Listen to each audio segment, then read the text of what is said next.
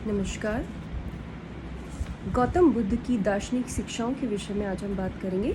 इससे पूर्व में हम बात कर चुके थे गौतम बुद्ध ने किस प्रकार से ज्ञान प्राप्त किया और उसके पश्चात उन्होंने अपने सिद्धांतों का प्रचार प्रसार करना प्रारंभ किया। उनके जो समस्त सिद्धांत है उनका सबसे मुख्य आधार स्तंभ है, जो सिद्धांत है वो है प्रतीत्य समुत्पाद सिद्धांत। प्रतीत्य समुत्पाद सिद्धांत को ही धम्म के नाम से भी जाना जाता है, जिसका शाब्दिक अर्थ है इसके होने से यह उत्पन्न होता है। इसे कार्य कारण नियम के नाम से भी हम जान सकते हैं। बुद्ध का ये कहना था कि संसार की प्रत्येक घटना के पीछे कोई न कोई कारण अवश्य होता है, और दुख का कारण उन्होंने बताया कि तृष्णा है। बिना कारण कुछ भी घटित नहीं होता।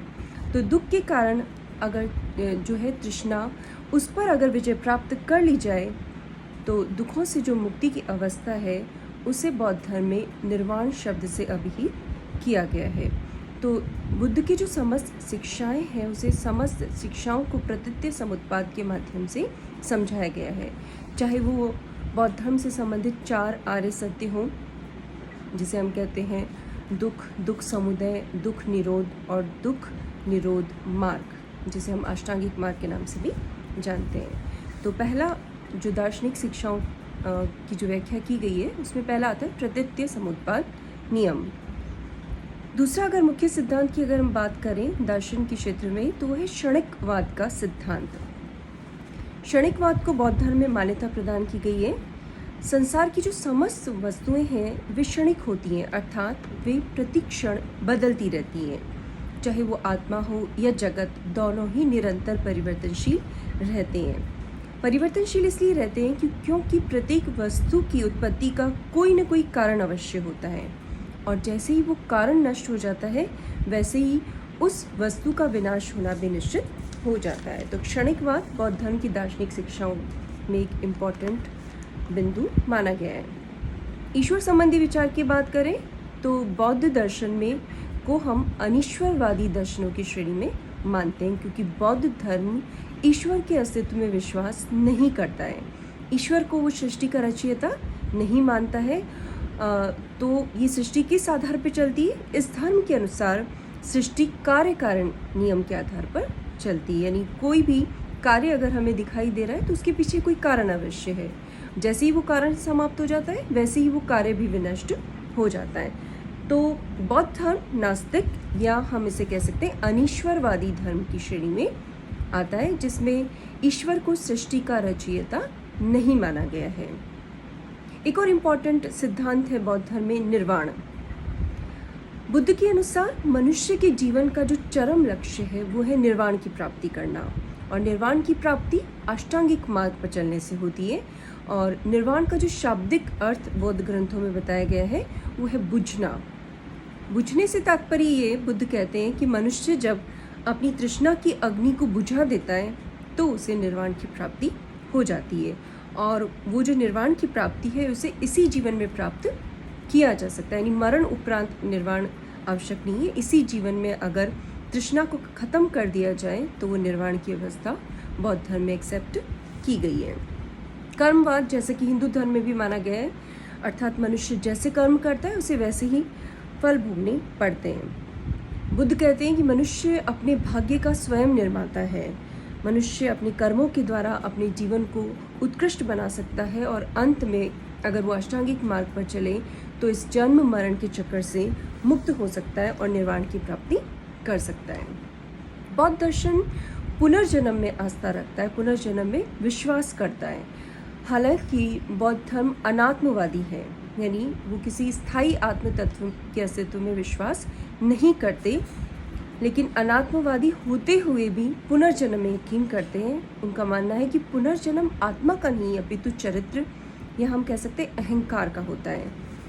मिलिंद पन्हो एक बहुत ही महत्वपूर्ण पुस्तक है बौद्ध धर्म से संबंधित, उसमें पुनर्जन्म के बारे में इस तरह से व्याख्या की गई है कि जिस प्रकार पानी में एक लहर उठकर दूसरी लहर को जन्म देकर स्वयं समाप्त हो जाती है, उसी प्रकार जो कर्म फल होते हैं वो चेतना के रूप में पुनर्जन्म का कारण बनते हैं। एक और महत्वपूर्ण सिद्धांत है बौद्ध धर्म का अनात्मवादी। बौद्ध दर्शन अनात्मवादी दर्शन है। बुद्ध का मानना है कि मनुष्य का शरीर जब नष्ट होता है उसके साथ ही उसकी आत्मा भी विनष्ट हो जाती है। क्योंकि बौद्ध दर्शन अनित्यवादी दर्शन है, किसी भी नित्य स्थायी तत्व को एक्सेप्ट नहीं करता, तो चूँकि नित्य स्थायी तत्व को स्वीकार नहीं किया गया इसलिए आत्मा के स्थायित्व में भी यकीन नहीं किया गया। तो ये बौद्ध दर्शन से संबंधित कुछ महत्वपूर्ण दार्शनिक शिक्षाएं हैं। इसके अलावा मध्यम मार्ग, जिसकी चर्चा पहले भी कर चुके, मध्यमा प्रतिपदा जिसे कहा जाता है, अर्थात मिडिल पाथ, अतिशय आसक्ति और काया क्लेश दोनों अतियों का बौद्ध दर्शन में विरोध किया गया है, इसीलिए इसे मध्यम मार्ग कहा जाता है। तो ये मध्यम मार्ग है। और कुछ सामान्य से आस्थाओं का या जो मान्यताएं हैं बौद्ध दर्शन में जिनको स्वीकार किया गया है अथवा अस्वीकार किया गया है, उनके बारे में अगर बात करें तो बौद्ध दर्शन में वेदों की प्रामाणिकता का खंडन किया गया है। ब्राह्मण ग्रंथ जो कहते हैं कि वेद अपौरुषेय हैं अर्थात ईश्वरकृत है, उसको बौद्ध दर्शन स्वीकार नहीं करता। आत्मा की अमरता के सिद्धांत को भी स्वीकार नहीं करता, लेकिन इन सबको अस्वीकार करते हुए भी पुनर्जन्म और कर्म के सिद्धांत को मान्यता प्रदान की गई है। इसी तरह से जो हिंदू धर्म में हमें यज्ञ, कर्मकांड, पशु बलि, इस तरह की तमाम कुप्रथाएं जो हैं उन सब का बुद्ध ने जमकर विरोध किया है। बुद्ध मनुष्य मात्र की समानता में विश्वास करते हैं। वो मानते हैं कि मनुष्य में भेद जन्म के आधार पर नहीं बल्कि गुण, बुद्धि और कर्म के आधार पर होना चाहिए। जाति पाति, छुआछूत, भेदभाव किसी भी तरह को, इन सब चीज़ों को बौद्ध दर्शन में स्वीकार नहीं किया गया है। बौद्ध धर्म में जो संघ स्थापित किए गए बौद्ध दर्शन की शिक्षाओं का प्रचार प्रसार करने के लिए, उसका द्वार सभी जातियों के लिए समान रूप से खुला था। इसमें किसी भी तरह का भेदभाव नहीं किया गया था। बौद्ध दर्शन बहुत ही व्यावहारिक दर्शन है। बुद्ध कभी भी जटिल दार्शनिक समस्याओं में नहीं उलझे। उनसे जब भी जटिल या गूढ़ दार्शनिक प्रश्न किए जाते थे तो बुद्ध इन तमाम प्रश्नों का उत्तर देना टाल दिया करते थे, नहीं दिया करते थे, और उन्होंने अपने आप को एक नैतिक दार्शनिक के रूप में ही प्रतिष्ठित किया। उनकी तमाम शिक्षाएं नैतिकता का संदेश देती है, सामाजिक गुणों के विकास पर बल देती है, और इस तरह से उन्होंने दर्शन की जटिलताओं पर कभी भी जोर नहीं दिया। बौद्ध दर्शन में बुद्ध संघ बहुत इम्पॉर्टेंट है, जिनके माध्यम से बौद्ध धर्म की शिक्षाओं का प्रचार प्रसार हुआ। महात्मा बुद्ध ने संघ की स्थापना की। संघ का संगठन जो था वो गणतंत्रात्मक प्रणाली पर आधारित था, प्रजातांत्रिक पद्धति जिसे हम कहते हैं, जिसमें बहुमत से निर्णय लिया जाता था। किसी भी प्रस्ताव को पारित करने के लिए 3 बार प्रस्तुत किया जाता था और स्वीकृत हो जाने पर उस प्रस्ताव पर अमल लिया जाता था। संघ एक बहुत ही महत्वपूर्ण आधार स्तंभ है बौद्ध दर्शन का। इसी तरह से बौद्ध धर्म की त्रिरत्न है जो इनके मुख्य आधार स्तंभ माने गए हैं, बुद्ध, धम्म और संघ। ये बौद्ध दर्शन में त्रिरत्न के रूप में इनकी मान्यता प्रदान की गई। जैन दर्शन के भी त्रिरत्न है लेकिन वो अलग है। यहाँ बुद्ध, धम्म और संघ है। जो बौद्ध भिक्षु होते हैं वो अपनी दैनिक प्रार्थनाओं में इन तीनों रत्नों के बारे में, इनकी शरण में जाने के बारे में कहते हैं, जैसे कि बुद्धम शरणम गच्छामि, धम्मम शरणम गच्छामि और संघम शरणम गच्छामि। बौद्ध दर्शन में 10 शील का विधान किया गया है, जो सामान्य से नियम है, जैसे कि अहिंसा का पालन करना, सत्य बोलना, अस्तेय अर्थात चोरी नहीं करना, अपरिग्रह अर्थात आवश्यकता से अधिक वस्तुओं का संग्रह नहीं करना, ब्रह्मचर्य, नृत्य संगीत का त्याग, सुगंधित पदार्थों का प्रयोग नहीं करना, असमय भोजन का त्याग, कोमल शैया पर नहीं सोना और कामिनी कंचन का त्याग। ये 10 शील है जिनको बौद्ध दर्शन में मान्यता प्रदान की गई है।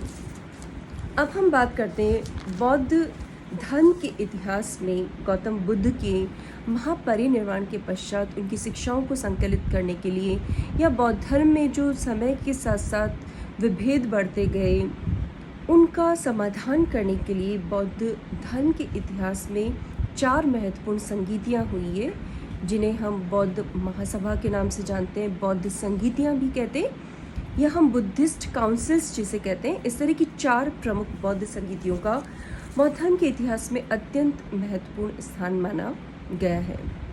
प्रथम संगीति की अगर हम बात करें तो गौतम बुद्ध के महापरिनिर्वाण के तत्काल बाद इसका आयोजन किया गया। 483 ईसा पूर्व में राजगृह स्थान पर राजगृह की सप्तपर्णी गुफा में इसका आयोजन किया गया। उस वक्त मगध के शासक थे अजातशत्रु, उनके समय में इसका आयोजन किया गया। इस संगीति की अध्यक्षता महाकश्यप, एक बहुत बड़े विद्वान थे बौद्ध धर्म के, उन्होंने की थी। और इसमें आनंद और उपाली जो बुद्ध के शिष्य थे उन्होंने भी भाग लिया था। इस संगीति के दौरान गौतम बुद्ध की शिक्षाओं का संकलन किया गया और 2 पिटकों की रचना की गई, सुत्त पिटक और विनय पिटक। बौद्ध दर्शन के 3 पिटक बड़े इंपॉर्टेंट है, जिनमें से 2 पिटक सुत्त पिटक और विनय पिटक, इन दोनों की का जो संकलन किया गया गौतम बुद्ध की शिक्षाओं का संकलन, तो इन 2 पिटकों का संकलन इस समय में किया गया। जो सुत्त पिटक है वो बौद्ध धर्म के सिद्धांतों के विषय में बात करते हैं, जिसका प्रणेता आनंद को माना जाता है जो गौतम बुद्ध के शिष्य थे। इसी तरह से विनय पिटक आचार के नियम, संघ के नियम जो हैं उनसे संबंधित है और उनके रचयिता उपाली को माना जाता है, वो भी गौतम बुद्ध के शिष्य थे। तो ये थी प्रथम संगीति। द्वितीय संगीति बुद्ध के महापरिनिर्वाण के 100 वर्षों के उपरांत हुई, अर्थात 383 ईसा पूर्व में हुई। कालाशोक शासक थे उस वक्त मगध के। वैशाली वो आयोजन स्थल था जहाँ पर ये सभा रखी गई थी और इस सभा की अध्यक्षता की गई थी सर्वकामी के द्वारा। कहीं कहीं इनका नाम सर्वकामी भी हमको मिलता है। द्वितीय बौद्ध संगीति इसलिए महत्वपूर्ण है कि इस समय तक आते आते बौद्ध धर्म की जो शिक्षाएं हैं उसमें हमको विभेद दिखाई पड़ते हैं और वो विभेद इसमें प्रकट रूप में नजर आते हैं और परिणाम स्वरूप भिक्षु जो संघ है वो उसका विभाजन 2 भाग या संप्रदाय में हो जाता है। एक संप्रदाय है जो परंपरागत विनय में आस्था रखते हैं, अर्थात गौतम बुद्ध ने जो आदेश दिए थे, जो शिक्षाएं उन्होंने प्रदान की थी, उनको बिना परिवर्तन के एक्सेप्ट करते हैं। वो जो संप्रदाय है वो स्थविर या थेरावादी संप्रदाय के नाम से जाना जाता है, जिसका नेतृत्व महाकात्यायन नामक बौद्ध विद्वान ने किया था। दूसरा पक्ष है जो परिवर्तन के साथ विनय को स्वीकार करते हैं, अर्थात कुछ परिवर्तन उन्होंने कर लिए थे समय के साथ, जो गौतम बुद्ध ने शिक्षाएं दी थी उनको कुछ चेंज उन्होंने कर लिया था। ये संप्रदाय कहलाता है महासांगिक, जिसे सर्वास्तिवादी भी कहा जाता है, जिसका नेतृत्व महाकश्यप नामक बौद्ध विद्वान ने किया था। ये जो शुरुआत हुई बौद्ध धर्म में विभाजन की, आगे चलकर और भी विभाजन देखने को मिलते हैं हमें। कालांतर में बौद्ध दर्शन में 18 संप्रदाय जो प्रमुख हैं उनका अस्तित्व नजर हमें आता है। तृतीय बौद्ध संगीति 250 ईसा पूर्व के आसपास हुई थी। उस वक्त मौर्य शासक अशोक थे, उनके समय में इसका आयोजन किया गया था पाटलिपुत्र उनकी राजधानी में, जिसकी अध्यक्षता मोगलीपुत्र तिस्य नामक बौद्ध विद्वान ने की थी। मोगलीपुत्र तिस्य ने एक ग्रंथ लिखा जिसका नाम था कथावत्थु। ये संकलन है एक्चुअली बौद्ध धर्म की शिक्षाओं का, मनोविज्ञान और तत्व मीमांसा से संबंधित ग्रंथ है। और इसी तीसरी संगीति में बौद्ध धर्म से संबंधित जो तीसरा पिटक है अभिधम्म पिटक, वो इस समय संकलित किया गया है, जिसमें गौतम बुद्ध के जो सिद्धांत है बौद्ध धर्म के सिद्धांत की दार्शनिक व्याख्या अभिधम्म पिटक के माध्यम से की गई। साथ ही अशोक ने इस बौद्ध धर्म के प्रचार प्रसार के लिए विदेशों में भिक्षुओं को भेजा गया और इस तरह से उन्होंने बौद्ध धर्म का प्रचार प्रसार किया। चतुर्थ और अंतिम बौद्ध संगीति जो है वो कनिष्क कुषाण वंशी शासक थे, उनके काल में की गई। 120 ईस्वी के आसपास मिलता है इसका समय। कश्मीर में इसका आयोजन किया गया। कश्मीर के कुंडल वन में इस संगीति की अध्यक्षता वसुमित्र के द्वारा की गई। उपाध्यक्ष अश्वघोष थे और ये जो सभा थी इसमें महासांगिक संप्रदाय के ज़्यादातर आचार्य उपस्थित थे। इस सभा में एक इम्पॉर्टेंट ग्रंथ का प्रणयन किया गया, विभाषा शास्त्र। ये जो विभाषा शास्त्र ग्रंथ है ये एक तरह से त्रिपिटकों पर लिखी गई टीका है ना, और भी बहुत सारे भाष्य लिखे गए। और इस चौथी जो संगीति है इसकी सबसे महत्वपूर्ण बात है कि बौद्ध धर्म हीनयान और महायान 2 स्पष्ट और स्वतंत्र संप्रदायों में इस वक्त तक विभक्त हो गया, जिसका प्रारंभिक स्वरूप हम द्वितीय महासंगीति में देखते हैं, स्थविर और महासांघिक। तो अब उनका जो प्रचलित नाम था वो था हीनयान और महायान। बौद्ध धर्म के 2 इम्पॉर्टेंट संप्रदाय हैं, हीनयान और महायान। कनिष्क के समय में पूरी तरह से ये विभाजित हो चुके हैं। हीनयान संप्रदाय से तात्पर्य है, शाब्दिक अर्थ देखें तो निम्न मार्ग, हीन अर्थात निम्न। तो ऐसे लोगों का संप्रदाय हीनयान कहलाया जो बौद्ध धर्म के प्राचीन आदर्शों और स्वरूप में किसी भी प्रकार का परिवर्तन या सुधार नहीं चाहते थे, यानी परंपरागत जो नियम थे। और यह मार्ग जो था वो सिर्फ भिक्षुओं के लिए बना था, उनके लिए ही संभव था। महायान की अगर हम बात करें तो बौद्ध धर्म का सुधारवादी संप्रदाय महायान कहा गया। महायान से मतलब है उत्कृष्ट मार्ग, जिसमें पर सेवा परोपकार पर बल दिया गया।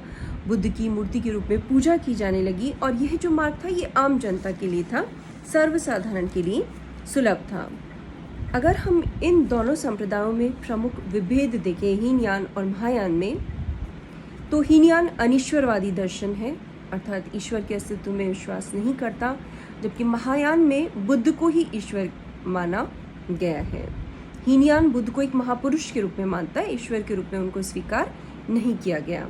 महायान में बुद्ध को देवता माना गया, उनकी पूजा की जाने लगी। मूर्ति पूजा हमें यहाँ पर दिखाई देती है। महायान का जो आदर्श था वो था बोधिसत्व के पद को प्राप्त करना। बोधिसत्व क्या है? बोधिसत्व से तात्पर्य निर्वाण प्राप्त करने वाले वे व्यक्ति जो मुक्ति के बाद भी मानव जाति को उसके दुखों से छुटकारा दिलाने के लिए प्रयास करते रहते हैं, ऐसे व्यक्ति कहलाते हैं बोधिसत्व। बोधिसत्व के लिए 10 आदर्शों का पालन करना निश्चित किया गया, जिन्हें पारमिता कहा जाता है। दान, शील, सहनशीलता, वीर्य अर्थात मानसिक शक्ति, ध्यान, प्रज्ञा, उपाय, प्रणिधान अर्थात दृढ़ संकल्प, बल, ज्ञान, इन सबको 10 शील माना गया है। महायान पर सेवा परोपकार पर बल देता है। उसका उद्देश्य समस्त मानव जाति का कल्याण करना, जबकि हीनयान अपने व्यक्तिगत कल्याण के विषय में बात करता है। व्यक्तिवादी धर्म हम उसको कह सकते हैं। महायान आत्मा और पुनर्जन्म में विश्वास करता है और मोक्ष के लिए इसमें माना गया है कि बुद्ध की कृपा अति आवश्यक है, जैसा कि हिंदू धर्म में भी होता है। हीनयान मूर्ति पूजा भक्ति में विश्वास नहीं करता। महायान में तीर्थों में भी विश्वास किया गया है। हीनयान की अगर बात करें तो साधना पद्धति अत्यंत कठोर है, भिक्षु जीवन का हिमायती है, जबकि महायान के सिद्धांत सरल हैं, आम जनता के लिए हैं। मुख्यतः गृहस्थ वर्ग के लिए ये है धर्म, और भिक्षु के साथ साथ सामान्य उपासक भी इसको स्वीकार कर सकते हैं, इस मार्ग पर चल सकते हैं। हीनयान का आदर्श अहर्त पद को प्राप्त करना है। वे व्यक्ति जो अपनी साधना से निर्वाण प्राप्त करते हैं उन्हें अहर्त कहा जाता है, और निर्वाण प्राप्ति के बाद उनका पुनर्जन्म नहीं होता, जबकि महायान का जो आदर्श है वो बोधिसत्व के पद को प्राप्त करना है। कालांतर में हीनयान भी 2 शाखाओं में विभक्त हो गया, वैभाषिक और सौतांत्रिक। इसी तरह से महायान में शून्यवाद, माध्यमिकवाद भी कहा जाता है जिसे, और विज्ञानवाद जिसे योगाचार के नाम से भी जाना जाता है। तो ये कुछ इम्पॉर्टेंट एस्पेक्ट हैं बौद्ध धर्म के, जिसके विषय में हमने बात की। Thank you.